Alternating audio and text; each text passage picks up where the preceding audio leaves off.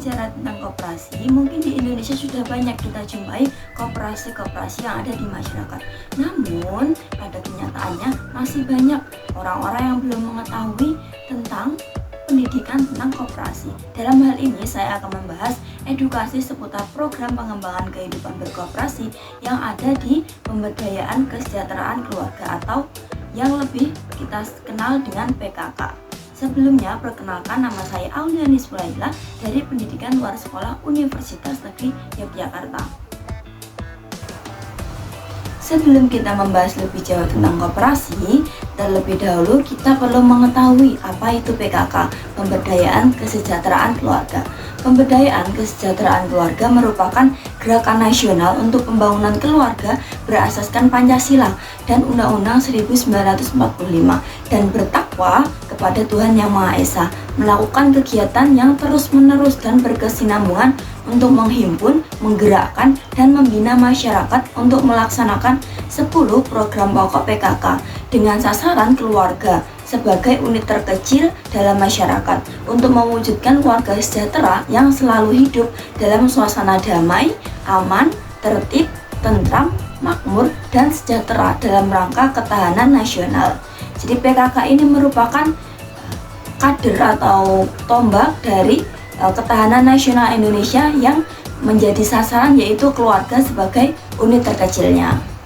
Rangka membina, menggerakkan, dan menghimpun masyarakat, PKK mempunyai 10 program pokok. Yang pertama yaitu penghayatan dan pengamalan Pancasila, yang mana kita ketahui dasar negara Indonesia yaitu Pancasila, sehingga perlu adanya penghayatan dan juga pengamalan dari nilai-nilai Pancasila tersebut. Yang kedua yakni gotong royong.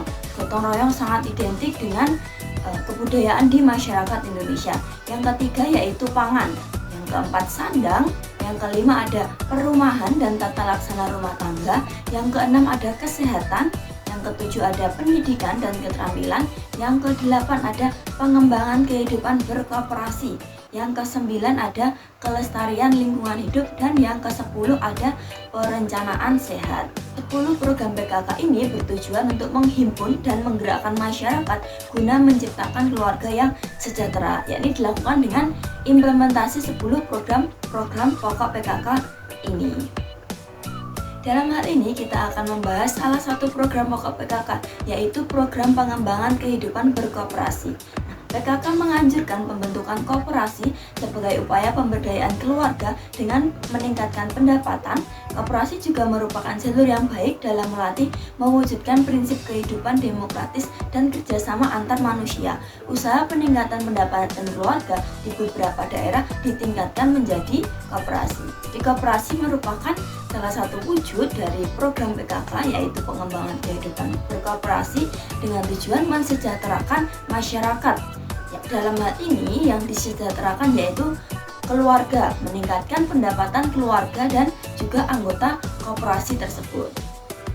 Di dalam organisasi PKK, biasanya koperasi terintegrasi ke dalam koperasi simpan pinjam, baik yang sudah berbadan hukum maupun yang belum berbadan hukum. Manfaat dari kita meminjam uang di koperasi yang pertama yakni bunganya relatif terjangkau dibandingkan dengan bank maupun rentenir. Bunga yang ada di organisasi koperasi tergolong lebih terjangkau. Yang kedua yaitu proses peminjaman yang mudah dan tidak berbelit-belit. Berbeda dengan bank-bank yang ada di Indonesia, untuk peminjaman uang di koperasi itu tergolong lebih mudah. Yang ketiga yakni tanpa jaminan. Nah, kalau kita meminjam uang di koperasi itu kita tidak perlu menaruh jaminan di dalam koperasi tersebut. Yang ketiga yang keempat yaitu meningkatkan kesejahteraan sosial masyarakat. Nah, dengan berkoperasi kita akan menjalin hubungan yang lebih intens dengan anggota masyarakat lain. Nah, koperasi itu diolah oleh ibu-ibu PKK itu sendiri. Yang kelima yaitu meningkatkan pendidikan perkoperasian. Dengan kita meminjam uang di koperasi, otomatis itu akan meningkatkan pendidikan perkoperasian masyarakat Indonesia. Di masyarakat sudah banyak Berdiri koperasi-koperasi baik yang sudah berbadan hukum maupun yang belum. Namun pada realitanya banyak anggota PKK maupun masyarakat Indonesia yang masih meminjam uang di rentenir atau bank keliling atau yang biasa disebut di masyarakat itu bank pelacit. Nah, karena koperasi tersebut kalah bersaing pelayanan dan kecepatan memberikan pinjaman kepada masyarakat, sehingga masyarakat itu cenderung untuk meminjam uang di rentenir tersebut.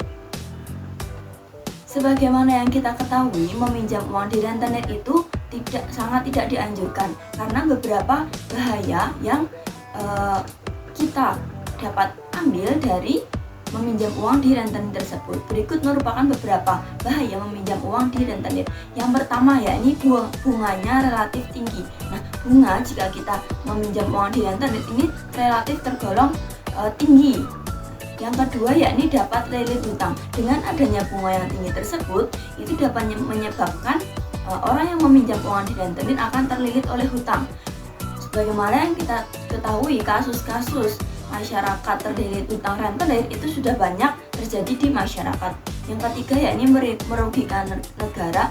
Yang keempat yakni tempo pembayaran yang singkat.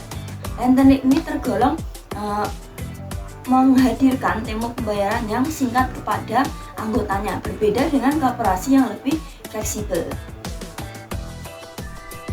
Berikut ini merupakan kasus-kasus terjerat rentenir yang ada di Indonesia. Yang pertama ini ada seorang ibu rumah tangga yang dianiaya rentenir gara-gara tidak bisa bayar hutang sebesar 1,6 juta. Seperti yang ada di slide sebelumnya, bahwa bunga di rentenir itu tinggi sehingga menyebabkan masyarakat Indonesia itu cenderung terlilit oleh hutang. Yang kedua yakni ada kasus tentang derita warga Depok yang terjerat rentenir hingga kehilangan rumah. Biasanya di rentenir itu harus meninggalkan jaminan. Nah, dalam hal ini dia meninggalkan rumah. Saat dia tidak mampu membayar hutang di rentenir, dia terpaksa kehilangan rumahnya. Yang ketiga yakni karena terjerat hutang rentenir, ibu 3 anak gasak 24 HP di sekolah. Nah, karena tingginya hutang di rentenir, seorang ibu ini rela untuk menghalalkan segala cara untuk menebus hutang-hutangnya tersebut di rentenir, sampai rela menggasak 24 HP di sekolah.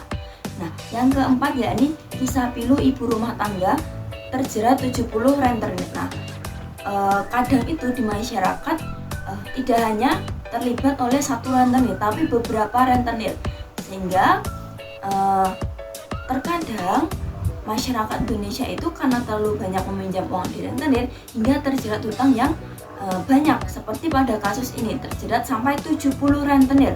Sungguh sangat disayangkan kejadian yang demikian.